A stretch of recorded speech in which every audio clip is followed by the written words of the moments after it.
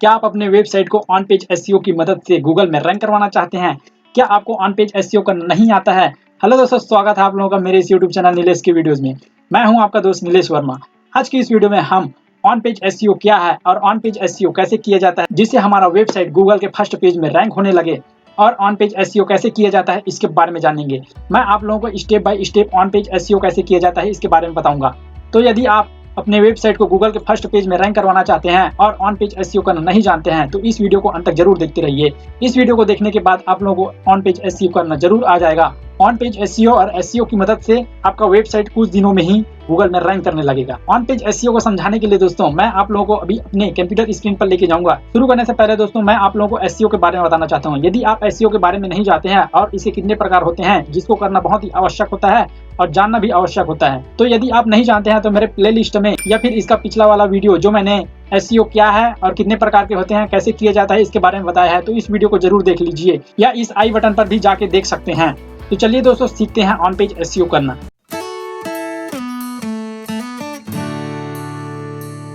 On page SEO को सिखाने से पहले मैं आप लोगों को ऑन पेज एसईओ के बारे में बता देता हूं।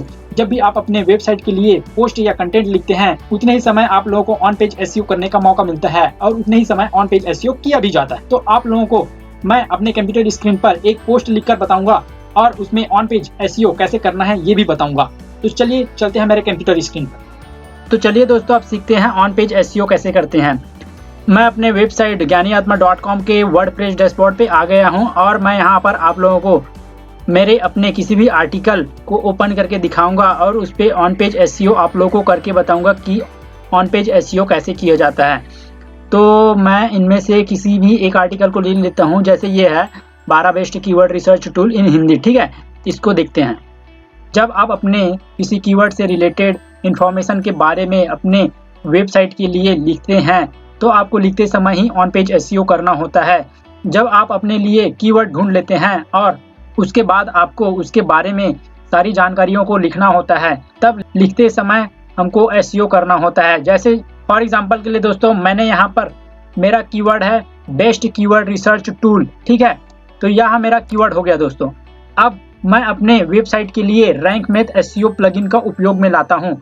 तो रैंक मैथ एसईओ प्लगइन का एडवांटेज यह है कि यह मुझे अपने ब्लॉग पोस्ट को लिखते समय बहुत ही अच्छे तरीके से एनालाइज करके देता है। और यहाँ पर नंबर सिस्टम है, देखिए यहाँ पर 100 में से 96 नंबर मेरे को दिखा रहे हैं जब मैंने एसईओ किया है। तो ऐसे ही योस्ट एसईओ प्लगइन भी होता है लेकिन उसमें नंबरिंग सिस्टम नहीं है, इसलिए वह नए लोगों के लिए थोड़ा सा दिक्कत होता है जिससे वे लोग समझ नहीं पाते हैं और एसईओ करने में उन्हें परेशानी होती है। तो यहाँ पर मैं रैंक मैथ एसईओ प्लगइन का उपयोग करता हूँ। तो चलिए दोस्तों रैंक मैथ एसईओ प्लगइन के हिसाब से हम अपने लिए ऑन पेज एसईओ करते हैं। यहाँ पर मेरा जो कीवर्ड है जिसके बारे में मैं लिख रहा हूँ वो यह है बेस्ट कीवर्ड रिसर्च टूल। ठीक है, तो चलिए दोस्तों शुरू करते हैं ऑन पेज एसईओ करना।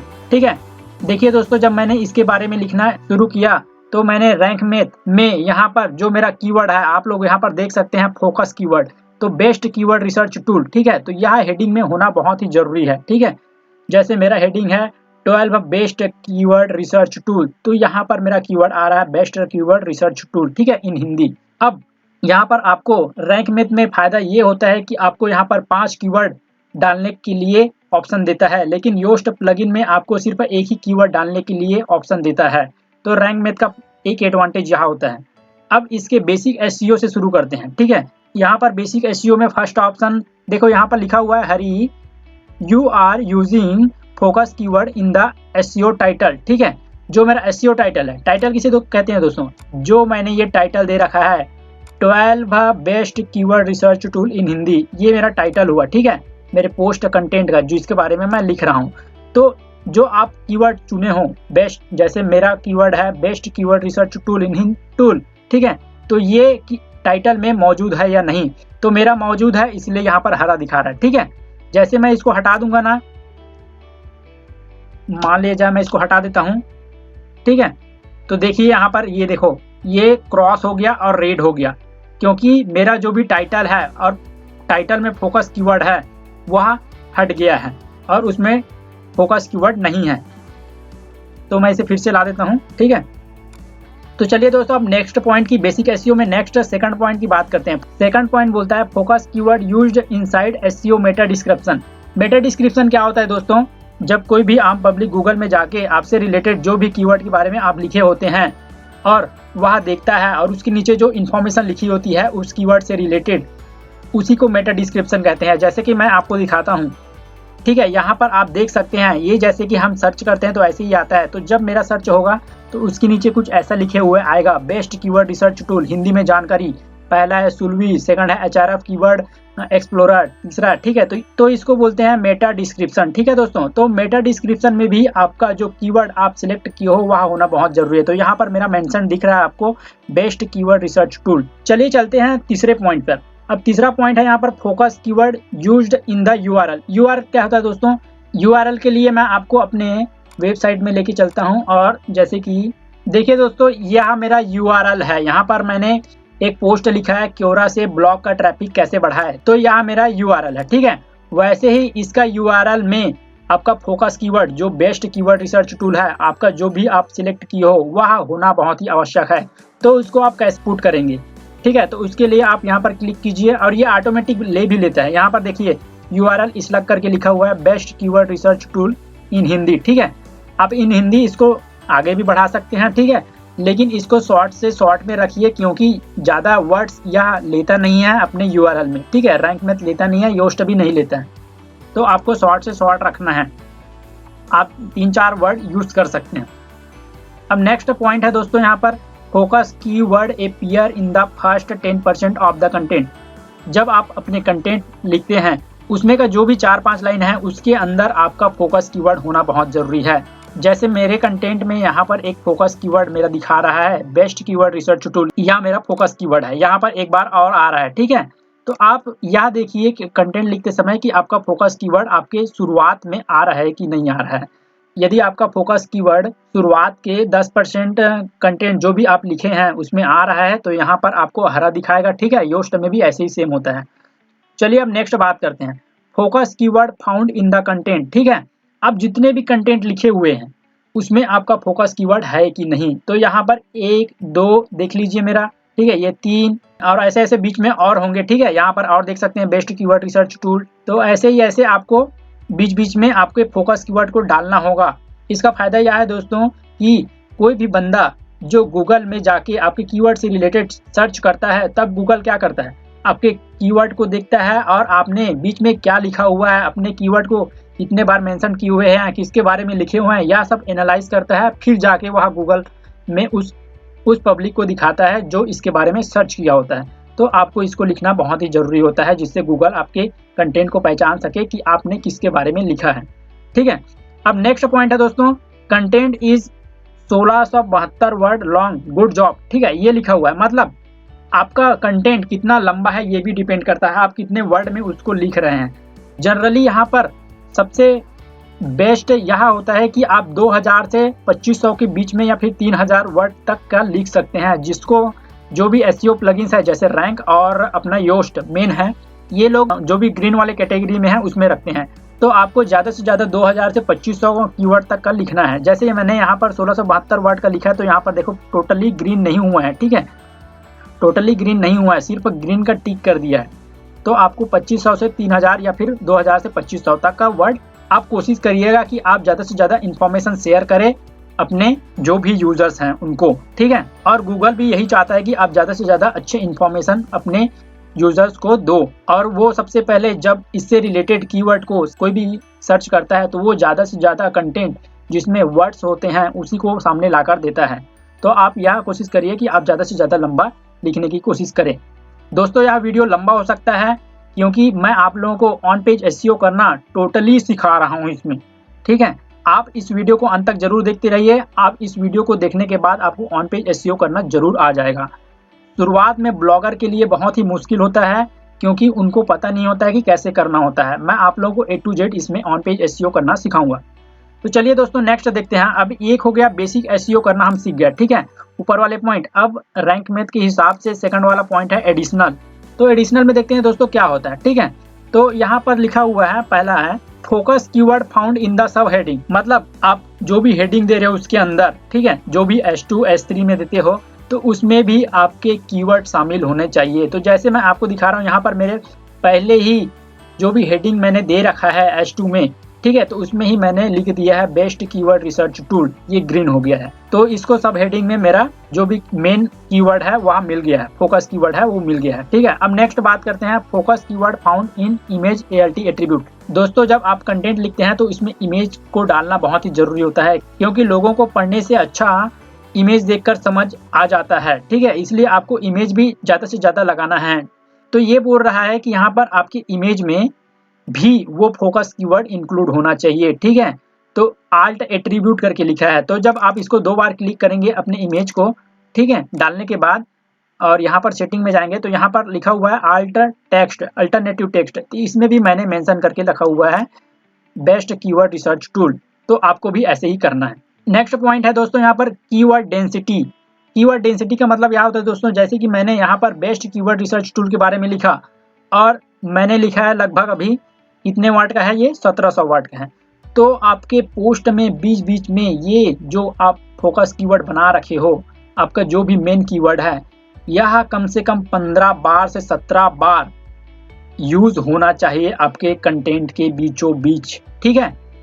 पूरा बीच बीच में आप इसको इंक्लूड कर दीजिए, जहां जहां पर आपको लगता है कि ये नेसेसरी है आपको डालना है, तभी गूगल आपके पोस्ट को पहचान पाएगा कि आपने बेस्ट कीवर्ड रिसर्च टूल के बारे में लिखा है, ठीक है। वह स्कैन करते समय ये जरूर चेक करता है। तो आपको कीवर्ड डेंसिटी का भी ध्यान रखना है, आपको ज़्यादा से ज़्यादा बार उसको लिखना है। जैसे मैंने यहाँ पर 1672 वर्ड का ये पोस्ट लिखा हुआ है, तो यहाँ पर मैंने 17 बार ये बेस्ट कीवर्ड रिसर्च टूल को उपयोग किया है। जैसे आप यहाँ पर देख सकते हैं 1 2 गिन सकते हैं। तो रैंक में तो ये ऑटोमेटिक ही काउंट कर लेता है कि आपने अपने फोकस कीवर्ड को कितने बार उपयोग किया है अपने कंटेंट लिखते समय। नेक्स्ट पॉइंट है दोस्तों यहाँ पर URL इज 59 कैरेक्टर लॉन्ग। तो URL मैंने आपको बताया, ये जैसे यहाँ पर मैंने लिखा है क्योरा से ब्लॉग का ट्रैफिक कैसे बढ़ाएं, तो मैंने आपको पहले ही बता दिया कि यह ज़्यादा लंबा नहीं होना चाहिए, ठीक है। यहाँ पर 59 कैरेक्टर लॉन्ग है, तो ये बहुत ही अच्छा ले रहा है।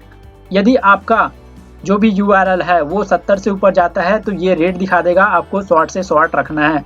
आप URL को यहाँ से सेटिंग कर सकते हैं, मैंने आपको पहले ही बता रखा है। नेक्स्ट पॉइंट है great, you are linking to external resources. जब आप पोस्ट लिखते हैं तो उसमें आपको किसी भी दूसरे वेबसाइट से रिलेटेड लिंक को आपको मेंशन करना होता है अपने उस कंटेंट में। जैसे मैंने इस पोस्ट में यहाँ पर सुवी का लिंक यहाँ पर डाल के रखा है, suvi.com, यहाँ पर href का डाल के रखा है, तो आपको किसी दूसरे वेबसाइट का लिंक अपने कंटेंट में डालना होता है, तो मैंने यहाँ पर डाल दिया है। नेक्स्ट है यहाँ पर एट लीस्ट 1 एक्सटर्नल लिंक, इसको डू फॉलो भी बोलते हैं।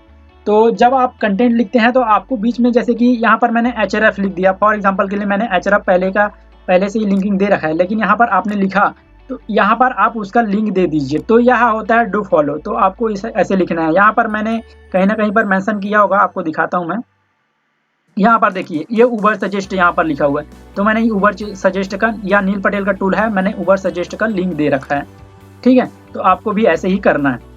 नेक्स्ट है यहाँ पर you are linking to other resources on your website which is great. आपको अपने ही, जब आप बहुत सारे पोस्ट तो लिख चुके होंगे, लेकिन जब आप और लिखते हैं तब आपको उसमें का लिंक अपने इस पोस्ट में डालना होता है।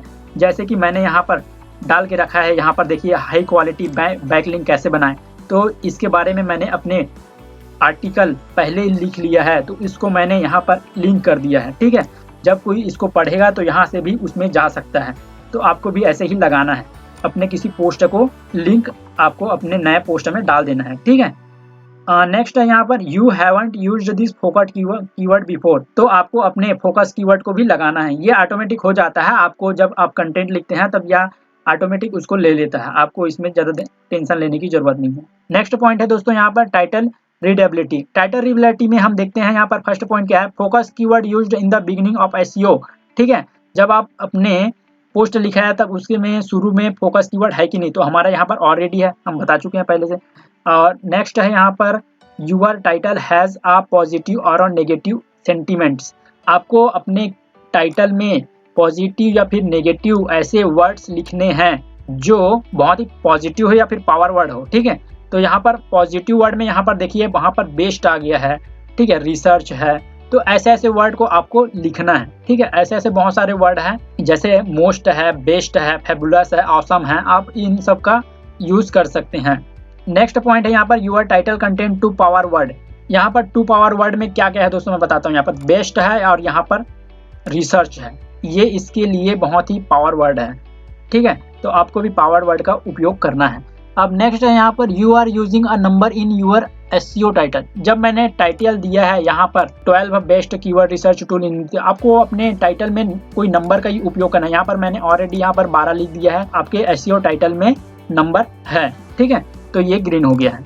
अब नेक्स्ट जो लास्ट पॉइंट है दोस्तों यहाँ पर कंटेंट रीडेबिलिटी में ये होता है दोस्तों कि जब आप अपने लिए पोस्ट लिखते हैं, अपने वेबसाइट के लिए पोस्ट लिखते हैं, जब आप इसको पोस्ट कर देते हैं तो अब आप टेबल चाहिए, ठीक है। जैसे मेरे इस पोस्ट में आप देख सकते हैं यहाँ पर टेबल ऑटोमेटिक बना हुआ है। इसके लिए मैंने प्लगइन का उपयोग किया है जिसका नाम है टेबल ऑफ कंटेंट्स, ठीक है, TOC। आप भी यूज कर सकते हैं इसका।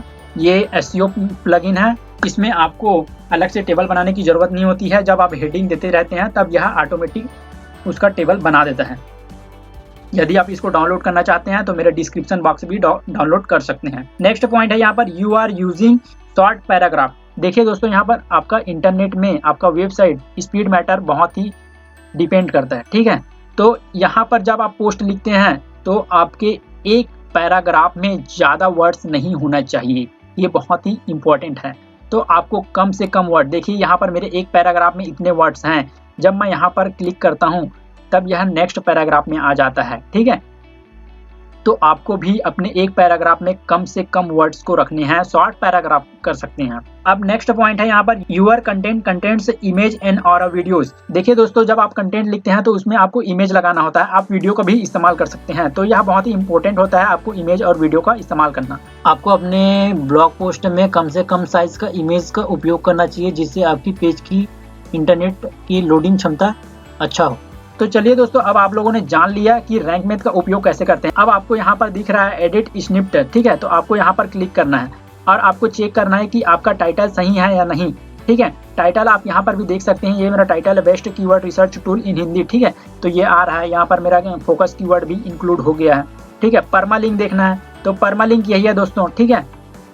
और डिस्क्रिप्शन में आपको ये जो आपका फोकस कीवर्ड है, तो मेरा फोकस कीवर्ड है बेस्ट कीवर्ड रिसर्च टूल, ठीक है। तो ये ऑलरेडी आ गया है। और आपको अपने डिस्क्रिप्शन में एकदम ही कैंची रखना है दोस्तों कि मतलब जो लोग इसको पढ़े वो आपके वेबसाइट में आए ही आए, मतलब ऐसे लगना चाहिए कि आपने उसके बारे में अच्छे से अच्छा लिखा है, ठीक है।